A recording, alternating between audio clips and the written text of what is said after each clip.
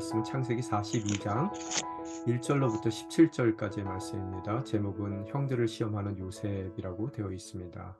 말씀 봉독해 올리겠습니다. 야곱은 이집트에 곡식이 있다는 것을 알게 됐습니다. 야곱은 자기 아들들에게 말했습니다. 너희가 어째서 서로 얼굴만 바라보고 있느냐? 그가 이어 말했습니다. 보라, 내가 이집트에 곡식이 있다는 말을 들었다. 그곳에 내려가 우리를 위해 곡식을 좀 사오라. 그러면 우리가 죽지 않고 살 것이다. 요셉의 형들 10명이 곡식을 사러 이집트로 내려갔습니다. 그러나 야곱은 요셉의 동생 베냐민만은 그의 형들과 함께 보내지 않았습니다. 그에게 화가 미칠 줄 모른다라고 생각했기 때문입니다. 이스라엘의 아들들은 곡식을 사러 가는 사람들 틈에 끼어서 내려갔습니다. 가나안 땅에 흉년이 들었기 때문입니다. 그때 요셉은 그 땅의 총리가 돼 그 땅의 모든 백성들에게 곡식을 팔고 있었습니다. 요셉의 형들이 와서 얼굴을 땅에 대고 그에게 절했습니다. 요셉은 자기 형들을 보자 바로 그들을 알아보았습니다. 그러나 그는 모르는 척하며 그들에게 매몰차게 대했습니다. 요셉이 형들에게 말했습니다. 너희는 어디에서 왔느냐? 그들이 대답했습니다. 양식을 사러 가나안 땅에서 왔습니다. 요셉은 자기 형들을 알아보았지만 그들은 요셉을 알아보지 못했습니다. 요셉은 전에 자기가 그들에 관해 꾸었던 꿈이 생각났습니다. 그가 말했습니다. 너희는 정탐꾼들이다. 너희는 우리 땅에서 허술한 곳이 어딘지를 살피러 온 것이다. 그들이 대답했습니다. 아닙니다. 내 주여, 주의 종들은 양식을 사러 왔습니다. 우리는 다 한 사람의 아들들입니다. 주의 종들은 정직한 사람들입니다. 저희는 정탐꾼들이 아닙니다. 요셉이 그들에게 말했습니다. 아니다. 너희는 우리 땅의 허술한 곳을 살피러 온 것이다. 형제들이 대답했습니다. 주의 종들은 12 형제입니다. 저희는 가나안 땅에 살고 있는 한 사람의 아들들입니다. 막내는 지금 아버지와 함께 있고 또 하나는 없어졌습니다. 요셉이 그들에게 말했습니다. 내가 너희는 정탐꾼이다라고 말한 것은 바로 이 때문이다. 그러면 너희를 시험해 보도록 하겠다. 바로의 살아계심을 걸고 맹세하지만 너희 막내가 여기 오지 않는 한 너희가 이곳에서 빠져나가지 못할 것이다. 너희 가운데 하나를 보내 너희 동생을 데려오도록 하라. 그동안 너희는 갇혀 있게 될 것이다. 너희 말이 진실인지 시험해 보도록 하겠다. 만약 진실이 아니라면 바로의 살아계심을 걸고 맹세하지만 너희는 정탐꾼들임에 틀림없다. 요셉은 그들 모두를 3일 동안 가두어 두었습니다. 아멘. 오늘 거의 요셉의 이야기가 마무리가 되고 있는 그런 상황이죠. 제가 지난 시간에도 여러분에게 아마 언급해 드렸을 것 같은데요. 아마 모세가 구전으로 이 모든 이야기들을 하고 있었을 것 같아요. 그리고 듣는 이들은 출애굽한 이스라엘 백성들이 지금 이 이야기를 하루의 일과를 다 마치고 밤이 됐을 때 아마 불기둥이 그들 머리 위에 있었겠죠. 그래서 그 불기둥 밑에 옹기종기 모여 앉아 있는 광야의 이스라엘 백성들에게 오늘 모세가 이 이야기, 요셉의 이야기를 전하는 그런 모습을 우리는 상상해 볼 수 있습니다. 그러면 과연 오늘 이 말씀을 전하면서 모세는 무엇을 기대했는지, 왜 이 말씀을 전하고 있는지, 또 이 말씀을 듣는 광야 백성들은 하루의 일과가 끝난 이 무렵쯤 과연 이 말씀을 들으면서 그들 마음 가운데 뭐가 교차하고 있었을지 우리는 한번 생각을 해봐야 되겠더라는 거예요. 그럴 때 창세기의 말씀이 우리 삶 가운데 그들이 들었던 바로 그 말씀으로 우리 삶 가운데 또 새겨지지 않을까 생각해 봅니다. 오늘 본문 말씀이 바로 있기 직전에 41장 57절은 7년의 기근으로 끝나죠. 바로 전 컨텍스트에는 온 땅에 기근이 심했기 때문에 온 세상 사람들이 곡식을 사러 이집트에 있는 요셉에게로 왔습니다. 라고 바로 전에 컨텍스트가 끝나게 됩니다. 오늘 그 기근의 자리에 서 있는 두 갈래 인생에 대해서 오늘 저희들이 바라볼 수가 있습니다. 오늘 창세기에 나온 사람 외에도 우리도 동일한 것 같아요. 세상을 보게 되면은 두 종류의 사람이 있는 것 같아요. 첫 번째 종류는 꿈을 통해서 현실을 바라보는 사람이 있고요. 누구 얘기예요? 요셉 얘기죠. 요셉과 같이 꿈을 통해서 현실을 바라보는 사람이 있고 또 대부분의 우리 삶과 같이 현실을 통해서 꿈을 바라보는 사람들이 있어요. 요셉의 형들의 모습인 것 같아요. 미리 주제를 말씀드리면요. 아무리 현실이 어렵다 하더라도 하나님께서 주신 그 꿈을 통해서 현실을 바라보는 사람들은 그 현실의 어려움 가운데 낙심하거나 좌절하여 포기하는 인생이 아닌 꿈을 지속적으로 이루어 나가는 인생을 사는가 하면 현실을 통해서 꿈을 보는 대다수의 우리들은 어때요? 그 꿈이 조금 어려운 현실 가운데 맞닥뜨려졌을 때 그 현실의 어려움으로 인해서 꿈을 포기하고 모든 것을 그만두는 그런 삶을 살고 있더라는 거예요. 오늘 보면은 왜 이러한 사건들, 7년의 가뭄이라는 사건이 일어나겠는가? 그래서 이 형들로 하여금 애굽에 있는 요셉 앞으로 그들이 갈 수밖에 없는 상황 가운데로 주님께서 이 사건을 만드는가라고 생각했을 때 아마도 하나님께서는 이 형들을 12형제 중에서 10명의 그 형들을 포기하시지 않았던 것 같고요. 여전히. 그래서 그들 또한 요셉의 꿈에 동참할 수 있도록 그들의 삶을 이끌어 주시는 하나님의 은혜가 보이는 거고요. 요셉을 팔아먹을 정도로 그렇게 악했던 형들이지만 그들을 결단코 포기하지 않고 요셉을 통한 하나님의 꿈에 동참시키기 위해서 그들을 옮기시는 하나님의 숨겨진 섭리가 보여지는 거고요. 또 그러기 위해서 꿈에 동참하게 하기 위해서는 먼저 그들이 갖고 있었던 죄책감으로부터 그들의 삶을 씻어내기를 원하시는 그런 주님의 은혜를 바라봅니다. 오늘 본문 읽으면서 저는 뭐가 생각이 나냐면요. 교차되는 그 사건이 예수님께서 부활하시고 나서 베드로 기다리시는 장면이에요. 그래서 베드로가 예수님을 만났을 때 조반 차려주시면서 네가 나를 사랑하느냐? 그죠? 계속 물어보시잖아요. 3번. 그래서 그 장면은 베드로가 갖고 있었던 그런 모든 수치심, 또 실패했다라고 생각했던 했던 그 낙심했던 마음들, 뭐 이런 것들을 다 씻어내 주시기 원하시는 거죠. 그러기 위해서는 정말로 대면하기 싫은 그 과거를 직시해야 되거든요. 그래서 그걸 다 씻어 주시고 그다음에 그에게 "내 양을 먹이라."라고 사명을, 그 꿈을 허락해 주시더라는 겁니다. 그래서 오늘 저는 왠지 모르게 이 요셉의 이야기, 형들과의 이 이야기 가운데 이 예수님과 베드로의 장면이 이렇게 겹쳐지는 것 같은 느낌이 듭니다. 1 절에 보게 되면은 인제 제가 요게 대주제로 이렇게 써 놨어요. 야곱의 아들들, 형들을 얘기했을 때 야곱의 아들들이라고 표현됐던 그 단어들이 이제 요셉의 형들로 점차 지나가면서 표현이 바뀌거든요. 모세가 의도적으로 바꾸는 것 같아요. 그거에 대해서 좀 얘기를 나누고 싶은데요. 자, 1절 먼저 읽어 보겠습니다. 야곱은 이집트에 곡식이 있다는 것을 알게 됐습니다. 야곱은 자기 아들들에게 말했습니다. 너희가 어째서 서로 얼굴만 바라보고 있느냐. 7년의 극심한 가뭄 가운데 야곱이 등장합니다. 그런데 오늘 야곱과 그 아들들의 대화로 시작되는데요. 오늘 그 아들들에게 야곱이 뭐라고 얘기해요? 너희가 어째서 서로 얼굴만 멀뚱멀뚱 바라보고 있느냐는 거예요.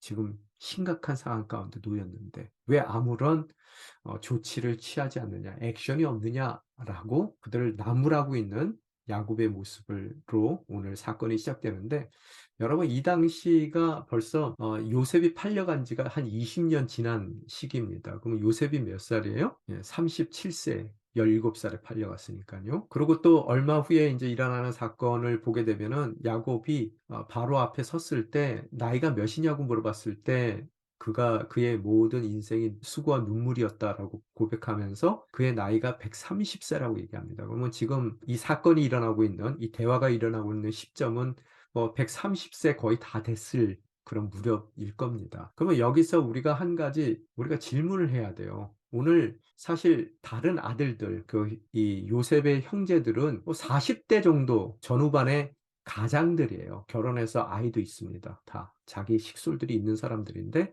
야곱은 130세예요. 그런데 오늘 이 극심한 가뭄, 정말로 목숨을 위협하는 이 가뭄 가운데 그들이 아무것도 왜 취하고 있지 않는지를 우리는 물을 수밖에 없단 말이에요. 한번 생각해 보세요, 머릿속에. 연로하신 아버지가 지금 다 장성한 자녀들, 가정을 이룬 이 가장 왕성한 그런 활동을 하고 있을 법한 그 가장들에게 왜 얼굴만 멀뚱멀뚱 쳐다보고 눈치만 보고 아무 액션도 취하지 않느냐라고 지금 다급한 가운데서 그들을 나무라고 있는 상황이라는 거예요. 좀 이상하지 않습니까? 이 상황이요. 그래서 2 절에 보니까 또 뭐라고 얘기냐면요. 그가 여기서 야곱을 뜻하는 거죠. 이어 말했습니다. 보라, 내가 이집트에 곡식이 있다는 말을 들었다. 여러분, 그 어떤 곳에도 지금 남아있는 양식이 없습니다. 그런데 어디에 있다고요? 애굽에만 양식이 남아 있다는 얘기를 130살 된 노 노령의 아버지는 듣고 있어요. 그럼 누가 이 소식을 더 빨리 들었을까요? 아들들이 당연히 들었겠죠. 이 사람들은 뭐 어디 놀러도 갔을 거고요. 친구들 모임도 많을 거고요. 활동이 많은 사람들입니다. 뭘 양식에 대해서 들었다면은 아들들이 들었겠죠.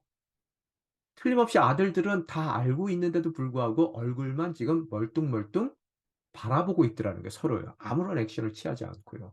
이 위기의 상황 가운데. 그래서 130살 난 아버지가 끼어들어야 될 정도로 아무 일도 손 놓고 있더라는 거예요. 왜 그럴까요?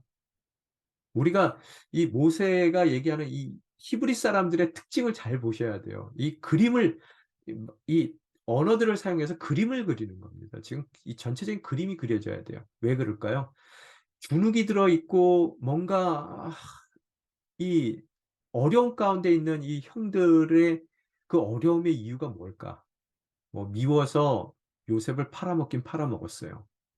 그렇지만 그 요셉을 애굽으로 팔아먹고 20년 동안 이들의 마음이 편했을까요? 아마 그들 마음 가운데 '야 그렇게 눈에 가시 갔던 요셉 없어지니까 너무 속 편하다. 야 신난다.' 뭐 그러고 20년 살았을까요? 아무리 밉더라도 20년을 지나면서 그 양심이 있기 때문에 쪼끔 힘들었던 부분들이 다 있었을 거예요. 그죠? 아버지만 보면은 뭔가 죄의식을 갖게 되는 거고요.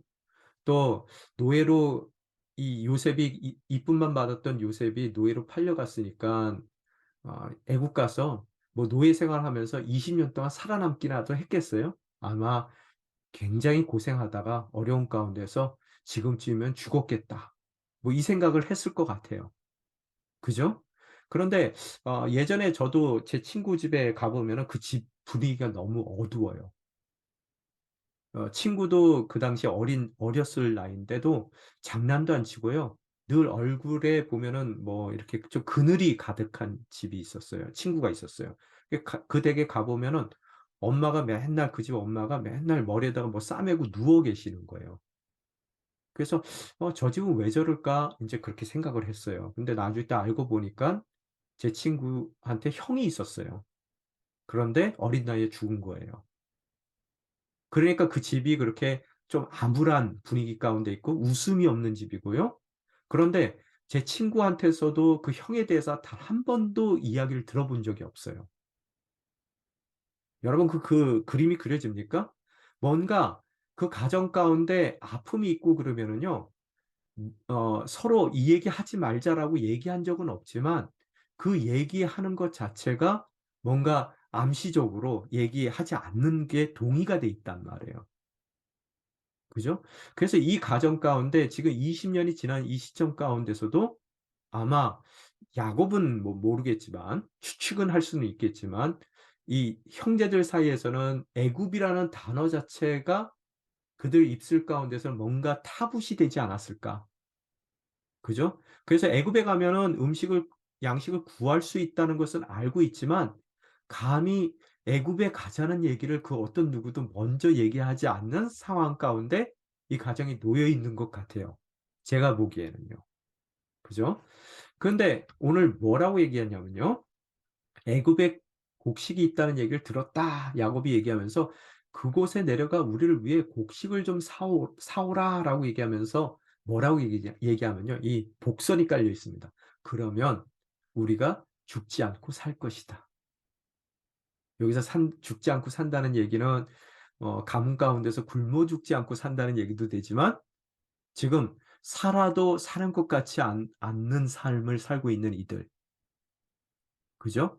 하나님의 꿈이 있지만 그 꿈을 요셉에게 허락해 주셨고 그 꿈을 함께 이루어 나가야 될 형제들임에도 불구하고 오히려 그 꿈 때문에 동생을 애굽으로 팔아 버릴 수밖에 없었던 그런 죄악 가운데 있었던 형들.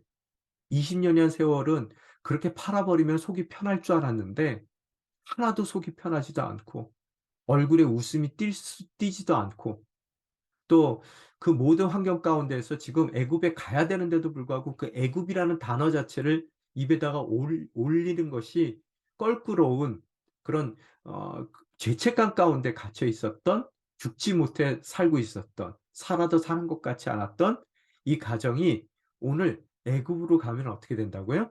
죽지 않고 살 것이다. 이 복선이 깔려 있는 것 같아요. 자, 이해가 되셨죠? 자, 여기서요. 이제 이집트로 내려갑니다. 형들이요. 그 상황 가운데서. 3절에 보면은 요셉의 형들 10명이 뭐 12명 중에서 하나는 지금 요셉이고 다른 하나는 막내 동생 베냐민이니까 10명이죠.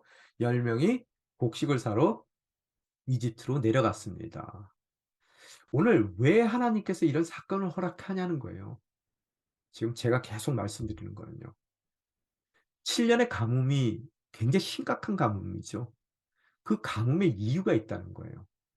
그래서 말씀드린 대로 하나님께서는 그 형들도 사랑하세요. 그래서 아무리 이 엄청난 범죄를 저질렀다 하더라도 그 형제들에 대한 하나님의 사랑을 포기하시지 않고 있더라는 거예요. 그죠? 그래서 또한 이것뿐만 아니라요. 두 번째, 하나님께서는 그들에게 아브라함을 통해서 무슨 약속을 주셨어요? 첫 번째, 자손에 대한 약속을 주셨죠. 그죠? 모래알같이 많은 자손들을 주신다고. 두 번째 약속이 뭐예요? 땅에 대한 약속이죠. 그래서 지금 광야 공동체의 백성들에게 오늘 이 저녁에 모세가 지금 이 이야기를 하고 있다 그랬죠. 그러니까 두 번째의 언약에 대한 이야기를 그가 또 간접적으로 하고 있는 거예요. 계속해서요. 세 번째는 복의 근원으로서의 삶인데 첫 번째 언약이 이루어지기 위해서는 인큐베이터가 필요하단 말이에요. 이 고센 땅, 이제 이 사건을 통해서 이들이 애굽에 있는 고센 땅으로 이주하게 되는데 바로 그것이 인큐베이터의 역할을 하는 거예요. 그래서 한 가정이 들어가서요, 한 가문이 들어가서요, 한 민족을 이루어서 나온단 말이에요. 그러기 위해서 하나님께서는 지금 7년이라는 가뭄의 사건을 허락하시는 거라는 거예요. 자, 첫 번째는 뭐라고요? 형들과의 끝까지 형들을 포기하지 않는 하나님. 또 두 번째는 뭐라고요? 첫 번째 언약을 성취하기 위한 인큐베이터로 그들의 삶의 자리를 옮기는 것. 그것이 두 가지 이유예요. 우리 인생 가운데서도 이렇듯 가뭄이 와요. 웃음이 사라진 우리의 일상 가운데, 또 우리 인생 가운데서도 애굽이라는 단어를 입에 올리는 것 자체가 너무나 힘든 그런 무건적으로 우리는 절대로 그거에 입에 담아서는 안 돼라는 것이 이미 동의가 돼서 그것이 우리의 삶의 모든 기쁨과 충만함을 다 이렇게 뭐예요? 다 뺏어가요. 그런 상황 가운데 있는 우리 인생 가운데 가뭄이 오더라는 거예요. 그죠? 또 그 가뭄을 통해서 옮겨놓고자 하는 우리의 삶의 자리인 오늘 이 형들이 내려간 이집트가 우리 삶 가운데도 동일하게 있더라는 거예요. 자, 이집트는 그런 의미 가운데서 어떤 자리라고요? 요셉에게는 보내신 자리예요. 그죠? 보내신 자리. 미리 형들이 팔았다 그래서 팔려간 자리일 뿐만 아니라요. 하나님께서 궁극적으로는 보내신 자리예요. 그걸 잊어서는 안 된다는 거예요. 여러분, 우리 인생 가운데서도 늘 잊지 마셔야 될 게 저 사람이 이랬기 때문에 내가 이렇게 됐어. 그건 우리의 생각이에요. 여러분, 하나님께서 허락하시지 않는다면 그 어떤 누구도 우리 머리털 하나 건들지 못합니다. 그렇다고 해서 그 사람들이 크레딧을 받는 게 아니에요. 그렇지만 그들의 악함까지도 이용하셨어요. 선함도 이용하시지만 악함도 이용하시는 하나님이 있어요. 그래서 요셉을 이집트에 먼저 보내셨다는 거예요. 그래서 이집트는 요셉에게는 보내심을 받은 자리고요. 형들에게는 어떤 자리예요? 죄책감을 씻어내는 자리예요.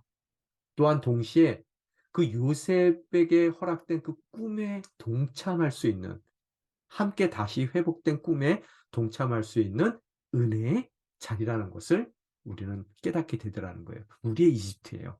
그래서 여러분 인생 가운데 가뭄이 들어서요. 7년 가뭄 뭐 심각한 거거든요.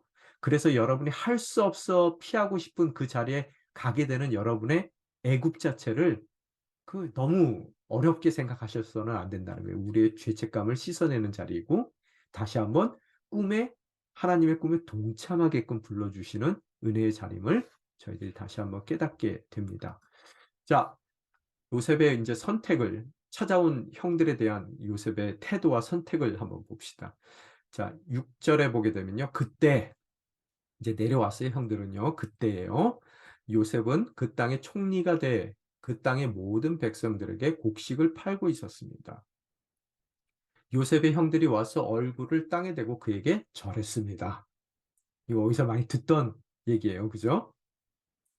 근데 7절에 보니까 뭐라고 써있어요? 요셉은 자기 형들을 보자 바로 그들을 알아봤어요. 그러나 그는 모른 척하며 그들에게 매몰차게 대했습니다.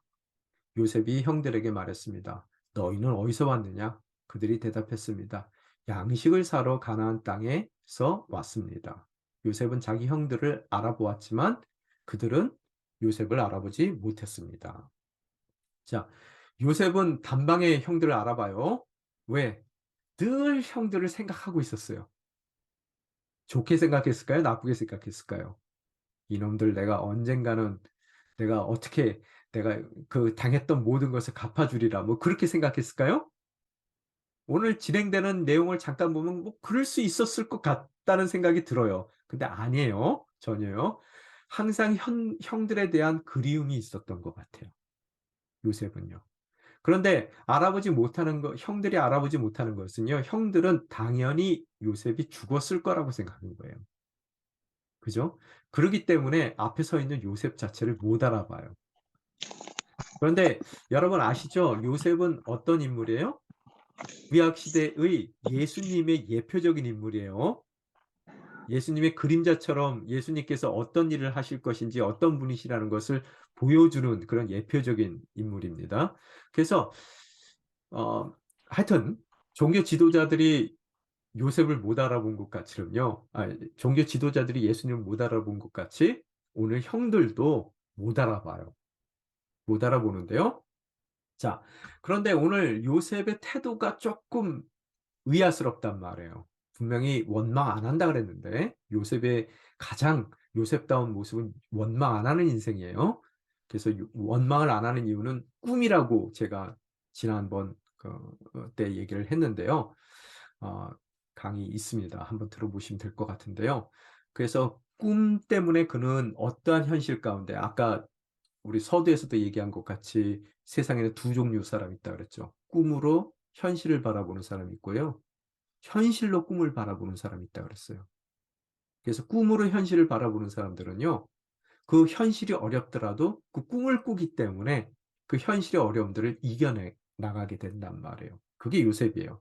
그런데 그의 모습과는 좀 다르게 뭔가 이게 앙금이 남아있는 것 같고 그죠? 야, 요번에 잘 됐다. 니네들 한번 죽어봐라. 라는 그런 느낌이 받는 그런 이야기들이 그의 입술에 나오더라는 거예요. 취조를 하고 있는 것 같아요. 그래서 요셉의 선택은 원수를 갚는 방법도 있을 거고요, 여기서요. 그죠? 또 두 번째 방법은 섣부르게 화해를 하는 수도 있어요. 아마 우리 중에서는 조금 강박한 마음이 있으면은 이거 할 것 같고요. 원수 갚을 것 같고요. 또 조금 마음이 약한 사람들은 섣부르게 그냥 형님들 접니다. 당신들이 팔은 요셉이에요. 이러고 섣부르게 화해하는 사람도 있을 것 같아요. 자, 오늘 정말로 요셉은 어떻게 하는지 봤을 때 정말로 지혜로운 자들이 어떻게 태도를 취해야 되는지를 또 배울 수가 있단 말이에요. 둘 다 아니에요. 요셉은요. 자, 원수가 풀려고 오늘 이렇게 취조하듯이 하는 게 아니에요. 요셉의 선택은요. 그 이유가 뭐예요? 9절에 보니까 나와요. 9절 상반절에 보니까요. 연이어서 나온 말이 요셉은 전에 자기가 그들에 관해 꾸었던 꿈이 생각났습니다. 꿈이 생각났다는 거예요. 그죠? 이거는 이 팔려온 것은 아까 말씀드린 대로 형들이 팔려고 팔았기 때문에 팔려온 게 아니라 그들의 악함은 있지만 하나님께서 보내셨다는 것을 그는 꿈꾸는 자로서 알고 있다 그랬어요. 예, 그가 말했습니다. 생각나서 말했어요. 뭐라고요? 너희는 정탐꾼들이다. 아직도 원수 갚으려는 그런 의도 가운데로 막 말하는 것 같아요. 너희는 우리 땅에서 허술한 곳이 어디 있는지 살피러 온 곳이다. 뭐 이게 심각하게 들리는 이유가 뭐냐 하면요. 여러분, 지금 유일하게 양식을 갖고 있는 데는 애굽밖에 없는데요. 애굽에서 지금 모든 사람들에게 음식을 풀긴 풀지만 공짜로 풀고 있어요? 아니죠. 돈 받고 풀고 있어요. 그러면 돈 없으면 어떻게 해야 돼요? 방법이 없어요. 산적이 돼 가지고요. 어떻게 하든 약탈할 수밖에 없는 상황 가운데서 지금 놓여 있단 말이에요. 그렇기 때문에 아마 당시에 많은 그런 정탐꾼들이 있었을 것 같아요. 어떻게 호심탐탐 노려서 약탈하기 위해서 몰려던 사람들이요. 그래서 10 절에 보니까 그렇게 내몰리니까 이러다가 우리 목숨이 다 날아나겠다 생각한 요셉을 알아보지 못한 형들은 대답했어요. "아닙니다. 내 주여. 주의 종들은 양식을 사러 왔습니다. 우리는 다 한 사람의 아들들입니다." 라고 얘기하고 있어요. 다 한 사람들의 아들들입니다. 주의 종들은 이거 중요한 얘기예요. 이것도 이 모세가 의도적으로 얘기하는 것 같아요. 주의 종들은 정직한 사람들입니다. 저희는 정탐꾼들이 아닙니다. 요셉이 그들에게 말했습니다. 아니다. 너희는 우리 땅의 허술한 곳을 살피러 온 것이다. 오늘 압박 질문들을 막 하는 거예요. 그 이유가 있는 거예요. 원수 갚으려는 것도 아니고 그가 그냥 모든 것을 다 내려놓고 너무 섣부르게 화해를 하는 것도 아니라 그랬어요. 이 형들을 계속해서 몰아세우는 요셉의 모습을 보게 됩니다. 그러면 그 압박의 이유가 뭘까? 확인하고 시험하고자 하는 그의 마음이 있었던 것 같아요. 첫 번째는 아버지인 야곱과 베냐민의 안부 행여 나한테 그렇게 나쁜 짓을 한 사람들이 베냐민한테 또 나쁜 짓을 하진 않았을까? 뭐 이런 그 확인하고 싶은 마음도 있었던 것 같고요. 또 정말로 중요한 것은 형들의 자신의 문제를 직시하도록 몰아가는 것 같아요. 예수님께서 "내가 나를 사랑하느냐?" 라고 가슴 아픈 질문을 하셨듯이요. 자, 넘어가겠습니다. 여기 11 절에 보면 "우리는 다 한 사람의 아들들입니다. 주의 종들은 정직한 사람들입니다. 저희는 정탐꾼이 아닙니다." 어 살피러 온 것이다. 요셉이 얘기하고요. 다시 12 절에 보면요. 또 13 절에 보게 되면은 그런 형제들이 대답을 또 합니다. "주의 종들은 12 형제입니다. 저희는 가나안 땅에 살고 있는 한 사람의 아들들입니다." 다시 반복해요. 한 사람의 아들들. 막내는 지금 아버지와 함께 있고 이제 확인하고 싶은 것이 확인됐어요. 또 하나는 없어졌습니다. 오늘 이 그림을 한번 보세요. 형들이 지금 "또 하나는 없어졌습니다."라고 얘기했을 때 어떤 표정으로 이 이야기를 할죠. 오늘 애굽에 대해서 애굽이라는 단어 자체가 이 집안에서는 이 올리면 안 되는 불문율이 있어요. 그런데 오늘 정말로 내몰리니까 그들의 가장 심연에 있는 그 죄의 문제와 연결된 바로 그 얘기를 스스로 하고 있단 말이에요. 문제를 직시하고 있어요. 그런데 오늘 이 압박 질문 가운데서 "왜 형들이 사생활까지 이렇게 하느냐. 이건 억지다." 뭐 이렇게 얘기하시는 분들 계세요. 근데 여러분 한번 생각해 보세요. 제가 만약에 뭐 이마트 뭐 마트에 갔어요. 그런데 마트에 갔는데 제가 나오다가 뭐 갑자기 그 나오는 출입구에서 삐삐삐삐삐 그랬어요. 그러더니 저를 이렇게 조사해 보니까 제 몸에서 뭐 물건이 하나 나왔어요. 계산 안 된 물건. 그래서 사무실로 끌려갔어요. 그러면은 저는 정말로 이게 훔친 게 아니거든요. 예를 드는 거예요. 제가 그랬다는 얘기가 아니라요. 그러면은 제가 어떻게 무슨 얘기를 할 것 같아요? 사적인 얘기를 할 수밖에 없어요. 제가 온누리교회 목사인데요. 뭐 목사라 그래서 도둑질 안 하는 건 아니에요. 그렇지만 목사이기 때문에 다른 신분에 비해서 쪼금 더 도덕적인 잣대가 높다는 얘기를 할 것 같아요. 그리고 제가 애가 셋이 있는데요. 세 아이들 앞에서 떳떳한 가장으로 늘 살고자 하는 마음이 있다는 것을 표현할 것 같아요. 그죠? 지금 동일한 입장 가운데서 얘기하는 거예요, 이들이요.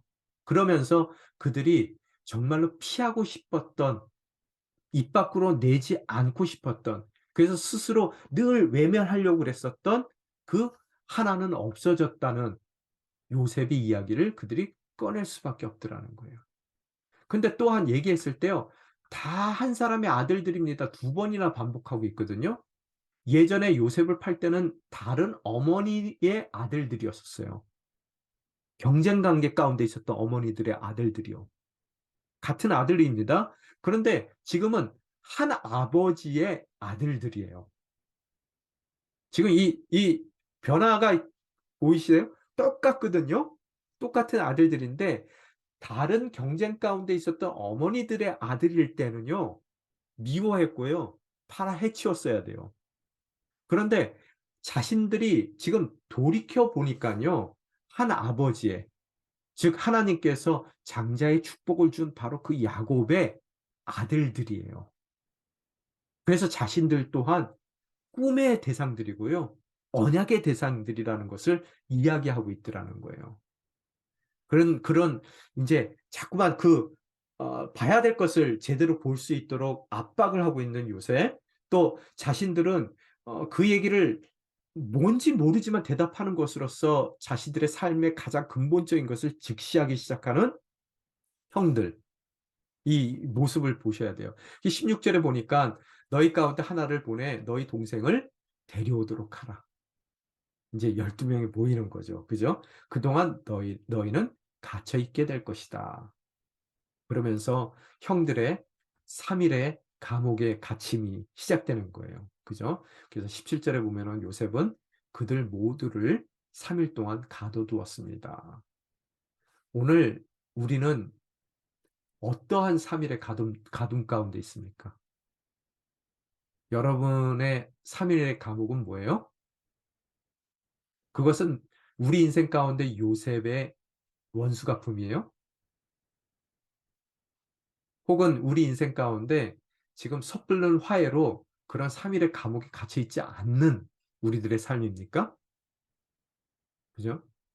오늘 모든 죄책감을 씻어내려는 자리가 이 3일의 감옥의 자리예요. 얼마나 고통스럽겠어요. 그 자리가요.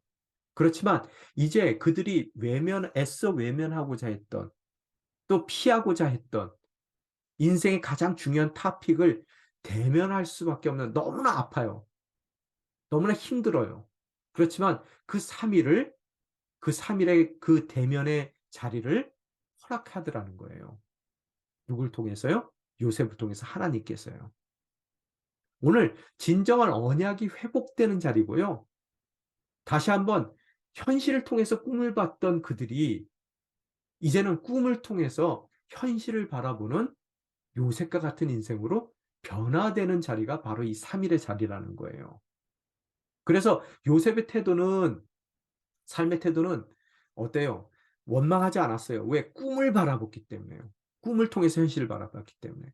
그런데 오늘 이들은요, 현실을 통해서 늘 형들은 꿈을 바라봤기 때문에 오늘 두려움에 갇혔어요, 또요.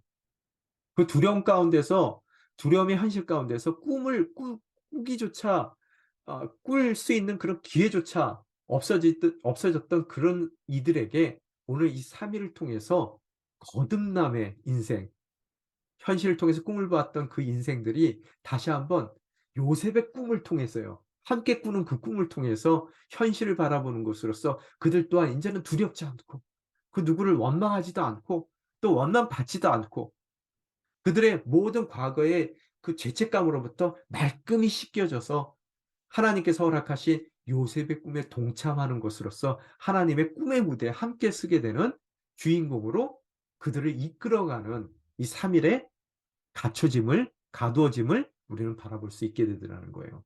자, 3일이라는 것은 성경에서 대단히 중요한 날짜입니다. 예수님께서 며칠 만에 부활하세요? 그죠? 금요일 날, 첫째 날, 아픔의 날이에요. 고통의 날입니다. 두 번째 날, 토요일이에요. 아무런 소망 없이 기다리는 기다림의 날이에요. 아마 고통의 날보다 아무 소망이 끊어진 상태에서 무조건 기다리는 기다림의 날이 더 아프고 더 어려울 수 있어요. 세 번째는 뭐예요? 그 모든 것에 반전이 일어나는 부활의 날이에요. 그죠? 여러분, 에스더도 모든 자신의 민족들이 다 죽게 생겼다라고 알고 나서 그가 금식기도 하고 왕 앞에 달려나가 왕이 그에게 그 이스라엘 백성들을 해치지 않겠다고 약속해 주시는 것이 3일째 되던 날이에요. 또 정탐꾼들이 들어갔다가 기생 라합에 의해서 숨겨졌다가요. 그들이 도망을 치었을 때 완전히 이 가나안 사람들에게서부터 벗어나던 때가요. 3 일째 되던 날 완전히 벗어난단 말이에요. 이 3 일이라는 숫자는 굉장히 성경에서 중요한 날짜입니다. 그래서 오늘 3일 동안 가두어졌지만, 그래서 아팠고 힘들고 두렵고 또 그 막막한 기다림 가운데서 괴로웠던 이틀이 있지만, 3 일째 되던 날 어떻다고요? 요셉이 그 총리 대신이 자기의 동생이라는 걸 깨닫고, 그 동생은 자신들을 이미 용서했다는 것을 알고, 또 하나님께서 자신들이 팔았다라고 그동안 그 죄책감 가운데만 있었지만, 비록 자신들의 죄는 범했지만 하나님께서 그를 보내서 이 모든 것을 예비하셨다는 알게 되는, 바로 그 온전히 회복되는 날, 그 꿈에 다시 한번 모든 죄악을 씻어내고 꿈에 동참하게 되는 회복의 날을 바라보는 이 세 번째 날이 그들 인생 가운데 기다리고 있더라는 거예요. 오늘 우리 인생 가운데 여러분은 지금 3 일의 감옥에 갇혀 있습니까? 예, 오늘 모든 것이 끝났다라고 생각하세요? 앞이 캄캄하세요? 두렵습니까? 이제 하나님께서 3 일째 되는 날 우리 인생 가운데 요셉을 만나듯이 우리가 예수님을 만났기 때문에 어떻다고요? 우리 인생 가운데 현실을 통해서 꿈을 바라보기 때문에 죄책감 가운데 빠져서, 또 두려움 가운데 빠져서, 또 미움 가운데 빠져서 정말로 모든 것을 포기할 수밖에 없었던 20년을 살아왔던 이 형들과 같은 우리의 인생 가운데 모든 것을 씻어내고 다시 한번 함께 요셉과 함께 꿈을 꾸어나갈 수 있는 꿈의 자리로 우리의 삶을 옮겨주실 줄 믿습니다. 그날을 바라보시며 흔들리지 않고 나아가시는 저와 여러분이 되시기를 주님의 이름으로 축원합니다. 기도하겠습니다. 참 좋으신 하나님 아버지 감사합니다. 오늘 말씀을 통해서 우리가 요셉의 형들과 동일한 그런 인생을 살고 있음을 고백합니다.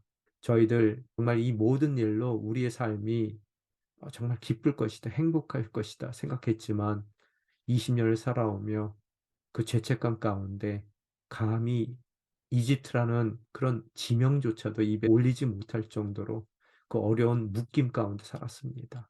그러나 그런 죄악된 우리의 삶 저버리시지 않고 은혜 가운데 우리의 삶을 다시 한번 깨끗이 씻어주기를 원하시는 주님께서 우리를 위해 7년의 가뭄을 허락하여 주시고, 또 주님께서 예비하신 그 자리에 애굽이라는 새로운 자리 가운데 저희들의 모든 죄악과 또 죄책감, 또 우리의 삶을 붙잡아 두었던 모든 부정적인 부분들 말끔히 씻어주기 원하시는 그 3일의 가둠을 허락해 주신다는 것 깨닫습니다.